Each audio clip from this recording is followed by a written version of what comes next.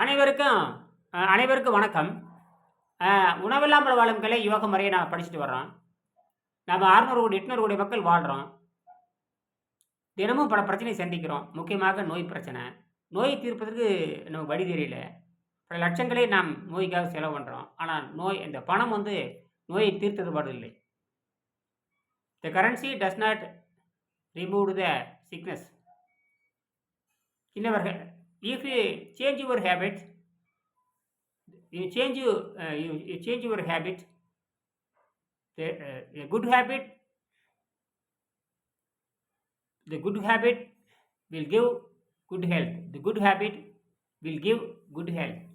First, you should understand the technique. The body, the human depend on the taste. The mind depend on the taste. Damages depend on the body. Damages depend on the body. Taste is depend on the mind, but damages depend on the body. We consume we consume daily salt, sugar. We consume every day. We consume salt and sugar. The salt and sugar damage to the every tissues. And the sugar and the salt and etc. slowly deposited in the whole body. Deposited in the whole body. Will be deposited in the whole body.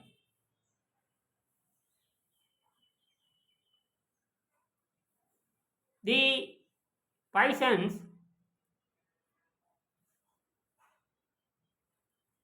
will be reduced by the body. If the body does not reduce by the body, the sickness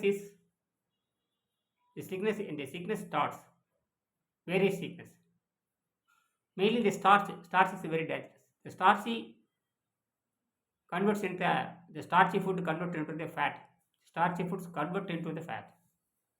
Fat accumulates on the various body of the body, various part of the body. The fat accumulate on the various part of the body. அந்த இந்த மாவு கொழுப்பாக மாறி உடலில் பல பாகங்களில் படிந்து விடுகிறது. This fat dissolved by the watertight system. This fat, this toxin, the acid toxin will be dissolved by the watertight system. Says according the watertight system. Thank you. யோகம் பல ஆயிரம் ஆண்டுகளாக இருந்து வருகிறது.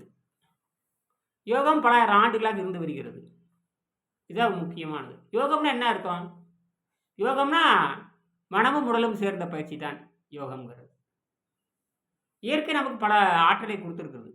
தான் அழிந்தாலும் தன் குழந்தை அழியக்கூடாதுங்கிறதுக்காக அறிவுங்கிற வித்தை கொடுத்துருக்கிறது. அதுக்கு இந்த பசியும் ருசியும் உள்ள வச்சிருச்சு. பசி ருசி. பசிங்கிறது புழுங்கிலிருந்து தொடங்குது. தாவரத்தில் இல்லை பசி கிடையாது. புழுங்க தொடங்கிடுது. புழு, பூச்சி, ஊர்வனை.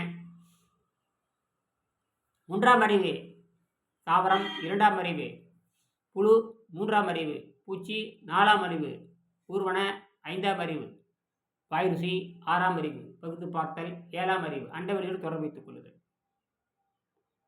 முதலறிவு ஒரு செல் தாவரம், ஒரு செல் உயிர் செல்கள். அது தொடு உணர்ச்சி மட்டும் அடிப்படையாக கொண்டது. 2ஆம் அறிவு புழு, அது நடப்பதை அடிப்படையாக கொண்டது. தொடு உணர்ச்சியும் நடக்கின்ற ஊர்ந்து செல்ல நகருகின்ற செய்தியையும் அதை தெரிந்து கொண்டது. 3ஆம் அறிவு பூச்சி, தொடு அறிவு, நகருகின்ற அறிவு, பார்க்கின்ற அறிவு இருக்கும். 4ஆம் அறிவு ஊர்வனை, பாம்பு முதலியன ஊர்வனை. இதெல்லாம் பார்த்தீங்கன்னா தொடு அறிவு, நகருகின்ற அறிவு, அப்புறம் பார்க்கின்ற அறிவு, நுகர்கின்ற அறிவை பெற்றன. அடுத்தது 5ஆம் அறிவு தொடுகின்ற அறிவு, நகர்கின்ற அறிவு, காணுகின்ற அறிவு, பார்க்கின்ற அறிவு, சுவைக்கின்ற அறிவு. அது பாலூட்டிகள், விலங்குகள், பாலூட்டிகள், பறவைகள், விலங்குகள், பாலூட்டிகள். பறவைகள், விலங்குகள், பாலூட்டிகள் பார்த்தீங்கன்னா இந்த 5 வந்துடுது. மனிதன் பாலூட்டி இனத்தை சேர்ந்தவன் தான். அடுத்து 6ஆம் அறிவு வருகிறது. 6ஆம் அறிவுங்கிறது தொடறிவு, முதல்ல வந்து தொடு அறிவு, நகருகின்ற அறிவு, காணுகின்ற அறிவு, அப்புறம் நுகருகின்ற அறிவு, சுவைக்கின்ற அறிவு, அப்புறம் பகுத்து பார்க்கின்ற ரேஷனல் ஃபாஸ்டிங், பகுத்து பார்க்கின்ற அறிவு. இதில் 7ஆம் அறிவுங்கிறது என்ன கேட்டிங்கன்னா, அறிவின் வலிமை அதிகமாகின்ற பொழுது இயற்கையாகவே யோகிகள் தோன்றினார்கள். அறிவின் வலிமை அதிகமாகின்ற பொழுது தி நேச்சுரல் செலக்ஷன் சொல்லுவாங்க. Natural selection is a mechanism. The nature selected the Yogi with A knowledge power. Knowledge அறிவின் வலிமை அதிகமாகின்ற பொழுது 7ஆம் அறிவு எட்டிப் பிடிக்கின்ற யோகிகள் இயற்கையாகவே தோன்றினார்கள். அவர்கள் உணவுங்கிற வட்டத்தை விட்டு வெளியே வந்தாங்க. முதல்ல உணவுங்கிற வட்டத்தை விட்டு வெளியே வந்துட்டாவே அவங்க சாதாரண அரசனிலிருந்து வெளியே வந்துடுறான். சாதாரண அரசன் கொடுக்குற அந்த உதவியிலிருந்து வெளியே வந்துடுறான். வெளியே வந்துட்டு அரசனுக்கே வழிகாட்டுகின்ற புலவராக மாறி விடுகிறார்கள். அதுதான் வந்து மன்னவனும் நெய்யோ வட நாடு உணதோ உன்னை அறிந்த நாம் தமிழ் ஓதினோம். என்னை ஏற்றுக்கொள்ளாத வேந்து உண்டோ, உண்டோ குரங்கு ஏற்றுக்கொள்ளாத கொம்புன்னு ஒரு பாடல் இருக்கு. உன்னை நான் படித்து உன்னை கேட்டு நான் பாடம் படிக்கல, நான் உன்னை அறிந்து தமிழ் படிக்கல. குரங்கு யாராவது கொம்பு இருக்குதா, குரங்கு யாராவது மரம் இருக்குதா? என்னை ஏற்றுக்கொள்ளாத மனிதன் என்னை ஏற்றுக்கொள்ளாத அரசன் எங்கேயாவது இருக்க முடியுமா? உலகம் எங்கே இருக்க முடியும்? அப்ப கற்றவருக்கு சென்றவிடம்லாம் சிறப்பு. அரசனுக்கு தன் தேசம் அல்லால் சிறப்பில்லை, கற்றவருக்கு சென்றவிடம்லாம் சிறப்புங்கிற மாதிரி நம்ம இந்த பசிதாகத்தை கட்டுப்படுத்தி பழகலாம். குறைந்த உணவில் வாழலாம், அதில் எந்த சக்தியுமே கிடையாது. அதனால அதை நான் புரிஞ்சுக்கிட்டு வாழணும். சரிங்களா? ஆக நாம் இந்த 7ஆம் அறிவை எட்டி பிடிக்கின்ற சுத்தம் பண்ணாவே 7ஆம் அறிவு நமக்கு வந்துடும். இப்போ எல்லா பொருளுமே ஒரு ஆற்றல் வந்து இன்னொரு ஆற்றலை மாற்றப்பட்டு இருக்கிறது. நாம் நேரடியாக ஆற்றல் எடுக்க முடியுங்கிறத விஷயமே. எப்படி தாவரம் நேரடியாக ஆற்றல் எடுத்துக்கொள்கிறது? மற்றதெல்லாம் மற்ற உடலை சாப்பிட்டு தான் வாழுது. மற்ற புழு, பூச்சி, உருவனம் எல்லாம் மற்ற உடலை சாப்பிட்டு தான் வாழுது. ஆனால் நாம் நேரடியாக ஆற்றல் எடுத்துக்கொள்ள நமக்கு சிறப்பம்சம் நமக்கு தான்.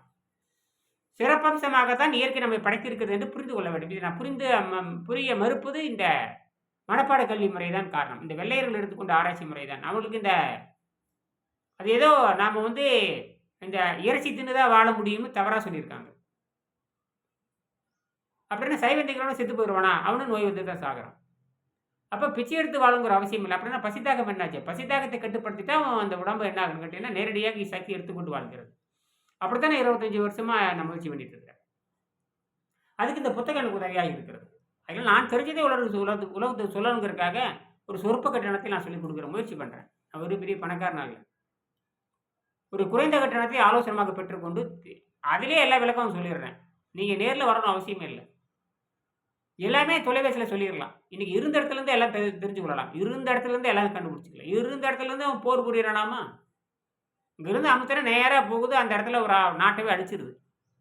நேரடியாக சண்டை போடுங்கிற அவசியமே கிடையாது. இன்னைக்கு அந்த அளவுக்கு தொழில்நுட்பம் வளர்ந்துருச்சு. ஆகையினால இந்த நூலும் என்னுடைய 3500 காணொலி இருக்குது. ஏறத்தாழ 3500 காணொலி இருக்குது. நான் போட்டிருக்கேன்.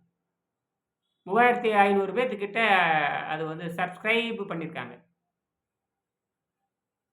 I have 3,500 subscribers.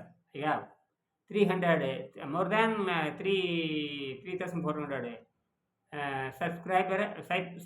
I have more than 3,400. I have uploaded 3,500, near 3,500 videos are uploaded by me. மீண்டும் நான் மாதிரி தொடங்குறேன். மீண்டும் அந்த 9ஆம் பாடத்தில் 6வது பகுதி 7வது பகுதி நான் தொடங்குறேன். நன்றி.